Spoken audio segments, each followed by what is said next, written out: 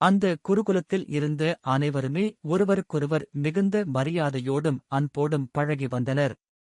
அவர்களில் இருவர் இணைபிரியாத நண்பர்களாக இருந்தனர். ஒருவருக்கு துன்பம் வந்தால் மற்றவர் அந்த துன்பம் தனக்கே வந்ததாக எண்ணி வருந்துவர். அந்த அளவுக்கு அவர்கள் இருவரும் இன்ப துன்பங்களில் சமமாக பங்கெடுத்துக் கொள்வார்கள். ஒருநாள் குருகுலக் கல்வி முடிவுக்கு வந்தது.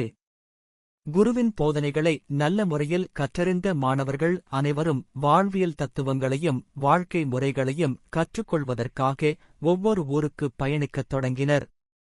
இணைபிரியாத நண்பர்களும் கூட இணைந்தே தங்கள் பயணத்தைத் தொடங்கினர். அவர்கள் பாலைவனப் பகுதியில் நடந்து சென்று கொண்டிருந்தார்கள். சுடும் மணலில் நடக்கும் வேதனை தெரியாமல் இருப்பதற்காக இருவரும் சிரித்து பேசியபடியே நடந்து சென்றார்கள். அந்த பேச்சின் போது அவர்களின் வாதம் குறிப்பிட்ட ஒரு விஷயத்தைப் பற்றிச் சென்றது. அந்த வாதம் வாக்குவாதமாக மாறி ஒரு கட்டத்தில் இருவருக்கும் கருத்து வேறுபாடு தோன்றிவிட்டது. கருத்து வேறுபாடு அவர்களுக்குள் வாய்ச்சண்டையாக மாறியதில் ஒருவன் மற்றவனின் கன்னத்தில் அறைந்துவிட்டான். கடுமையான வெயிலில் நடந்த சோர்வு ஒரு பக்கம் வாட்டக்கூடவே தன்னுடைய அருமை நண்பன் தன் கன்னத்தில் அறைந்த வேதனையும் சேர்ந்து கொண்டது. அறை வாங்கியவன் ஒன்றும் பேசாமல் ஒரு ஓரமாகப் போய் உட்கார்ந்து கொண்டான். மணலில் தன் விரலால் இன்று என் உயிர் நண்பன் என்னுடைய கன்னத்தில் அறைந்துவிட்டான் என்று எழுதினான். அவன் என்ன எழுதினான் என்று மற்றவனுக்கு புரியவில்லை. இருவரும் எதுவும் பேசாமலேயே மீண்டும் பயணத்தைத் தொடர்ந்தார்கள். இருவருக்கும் தாகம் வாட்டியது. பாலைவனம் என்பதால் கண்ணுக்கு எட்டிய தூரம் வரை தண்ணீர் என்பதே இல்லை. ஆனால் அவர்களுக்கு அதிர்ஷ்டம் இருந்தது. வழியில் ஒரு ஊற்றைக் கண்டார்கள். நடந்த பிரச்சினைகளையெல்லாம் மறந்து அந்த ஊற்றில் இருந்த நீரை தாகம் தீர அள்ளி அள்ளி குடித்தனர். அப்போது கன்னத்தில் அறை வாங்கியவனின் காலை யாரோ பிடித்து இழுப்பது போல் இருந்தது.